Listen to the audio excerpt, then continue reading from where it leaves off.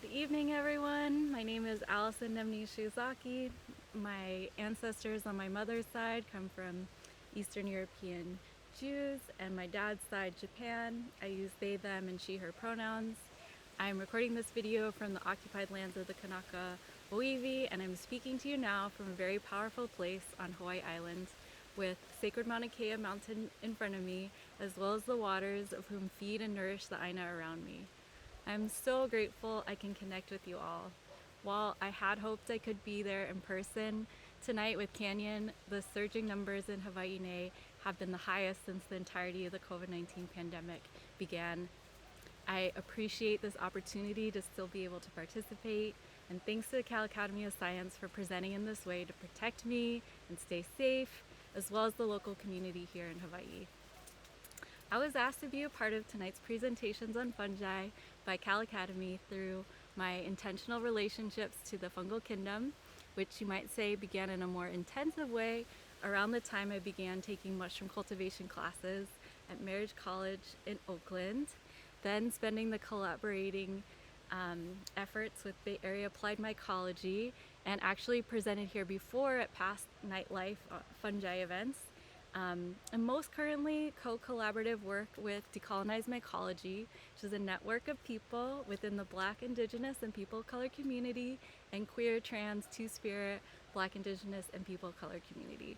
However, I would like to point out that indeed I have been fascinated with the natural world since taking hikes with my family as a young child. I have to say, one thing I've noticed in the language of mycology worlds around connecting to fungi is oftentimes reflective of discovery and an idea of something you never knew before, and led by people who then are heralded as experts or the epitome of human geniuses. And I just want to point out that in fact each and every one of us has this connection to our fungal kin, where we recognize it or not, just living on the planet in an unbroken chain. It is a birthright. Take example, Otzi, the ancient Iceman found preserved in an avalanche with medicine pouches on their person, included two of which were fungi for medicine and for sacred fire keeping. Fungi exist within almost all living organisms. People around the world living close to the land have been studying and using mushrooms medicinally for thousands and thousands of years. This is not new, nor did it come from just the 1970s. And today we can look around and see that fungi have a current wave of popularity commercially for their delightful array of tastes, medicinal benefits that our fungal kin have continued to share with us. The fact that you're coming here tonight may be a reflection of feeling called to deepen your relationship with fungi. And I really want to encourage you in that pursuit.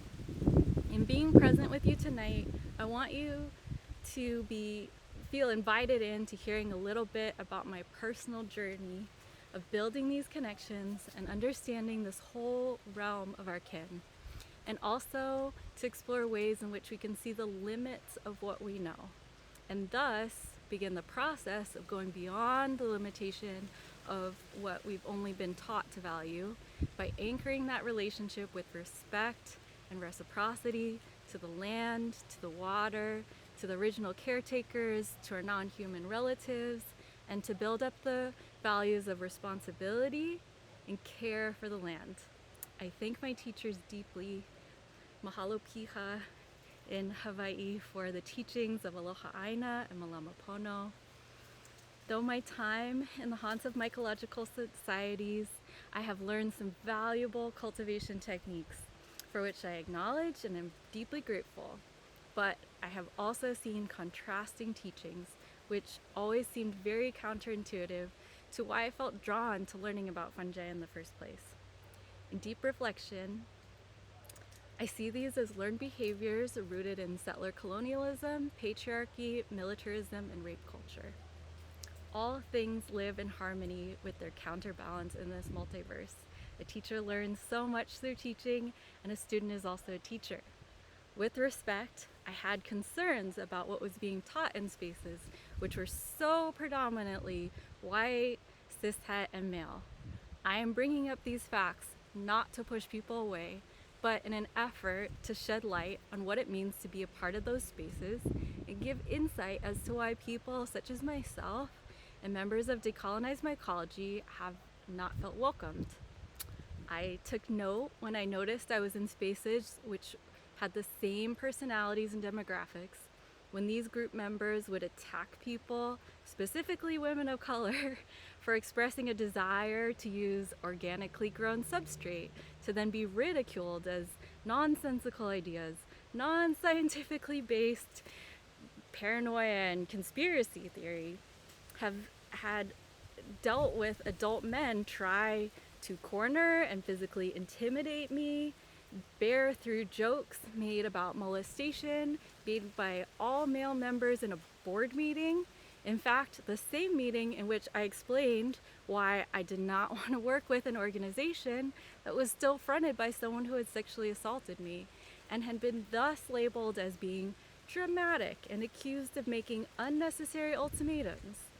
And have seen years and years go by where all the panelists invited to speak at forays were entirely white, cishet, and spoke English as a first language. I want to explain to you how, after being a part of a group for 5 years, extremely active, and serving as a board member on the organization as a chair of dyes and textiles for more than a year, I was disappointed to not even be included in the notes about stepping down from that organization that day. In fact, it was the same night that I tried to offer the following insight. The month was May, and members of our group were discussing plans to attend the annual foray that's organized around Mount Shasta, also known as Bulyanpuyuk by the Winnemem-Wintu. In fact, as I have later learned from Winnemem-Wintu members, this foray in particular also brings large groups of people that time of year who willingly or unwittingly venture into sacred places they really have no right to be in. That night, a group member of his own accord shared that he had been up there in past years to attend drumming circles and knowingly, despite seeing signs, intruded on a sacred and delicate meadow. Having spent time learning from the Winnemem-Wintu, I have become aware of the disrespect Chief Colleen and other members of the Winnemem-Wintu have endured to protect this sacred space. And all of this is available on YouTube. I want to be conscious of my time, so I ask that you look up these issues further. I myself want to acknowledge that I have made mistakes on this path. It's really not about absolute perfection. Perhaps less knowingly have I not followed proper protocols on spaces I didn't realize were sacred because of the behaviors of those around me who modeled themselves as teachers, showed me different relationships to the place. I will discuss my lessons more in a moment. I just wanted to tell you what I told the group that night. I told them, I know as mushroom people, we want to leave the beaten path in search of the best mushrooms, and I myself have participated in this. However, I do believe we ought to learn how to grow our consciousness and be careful not to disrupt delicate ecosystems nor trespass on sacred sites. I really thought people would be on the same page with me. Their reaction, however, to this statement was very inflamed, and pretty much all the people in the room began to react very intensely.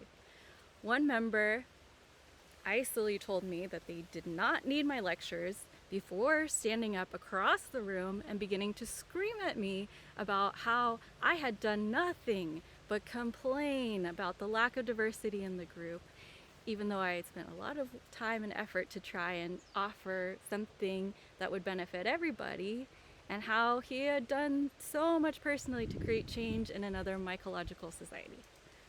I am sharing this again, not to push people away, but to invite you into deep listening, to expand what you know and sit with any discomfort of realizing that we as humans are limited by what we do not realize we do not know.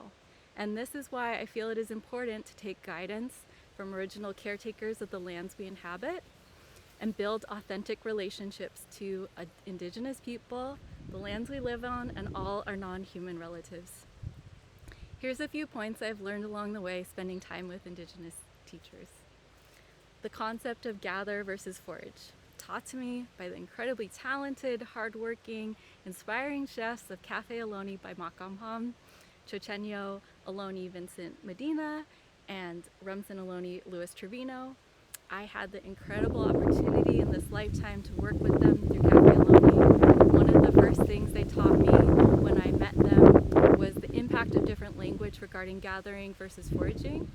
I had spoken to them after a meal to thank them at an agroecology encuentro I attended.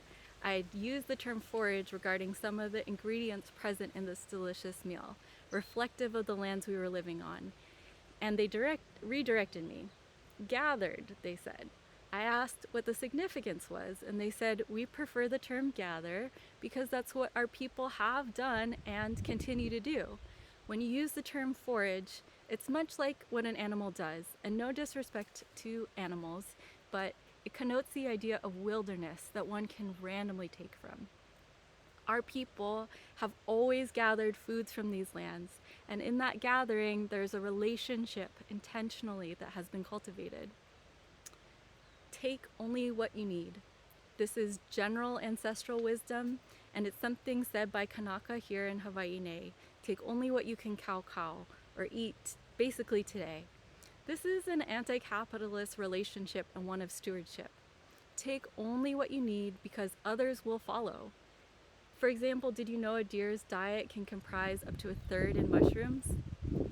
Another thing I learned from working with Vincent and Lewis, as well as attending conferences put on by the California Basket Weavers Association, was the challenge many Indigenous people face in their own homelands. While we may wish to engage in gathering practices in areas that we've cultivated a relationship with, such as trying to change the rules of local parks to allow for gathering mushrooms, I ask folks to call attention to the fact that many Indigenous people continue to not have that opportunity without great challenges, without needing permits, with enduring harassment. We can advocate for their use of the land, and we can be more careful in our practices and benefit from their generational relationship and wisdom to guide our behaviors. It's so important that we protect the sacred, and water is life. We can truly be inspired and have hope when we learn about how fungi can be such powerful healers to such deep harm via petroleum spills and nuclear fallout. However, let us stand up and learn from the mushrooms. Let us protect our waters and stop the desecration before it begins. Here in Hawaii, specifically on the island of Oahu, the U.S. military has poisoned the water of millions of people for generations to come. Please look up Red Hill, as well as Pohakuloa, and connect the dots of the military-industrial complex. Sacred medicine should never be capitalized on. We need to give gratitude as well as take guidance from the people in Mexico who have cultivated the sacred relationship with mushrooms with psilocybin. They should be invited to speak on these issues. Our guidance should come from them. And while the potential for deep healing exists from this medicine, healing medicine should never be about making tons of profit, about new trends. We really need to be very careful about exploiting and dispossessing access to the very people who are the protectors of this medicine. I really welcome you to share my deep appreciation of my experience for this beautiful medicine, food, textiles, and teachings that mushrooms have to offer this world, and share this passion with me. My hope is that you would feel the same deep appreciation of what the mushrooms have given me over the years. What may feel like giving up benefits of privilege, systems of dominance, spent ways of thinking, may we instead allow that to decompose, serve as nutrients, be much like the mycelium, turning death into life, and allow for something new to fruit. I would like to thank you for this opportunity to share my malama, as they say here, my deep respect, caring, and nurturing of the land with deep, deep aloha. Thank you very much, and I'm so grateful.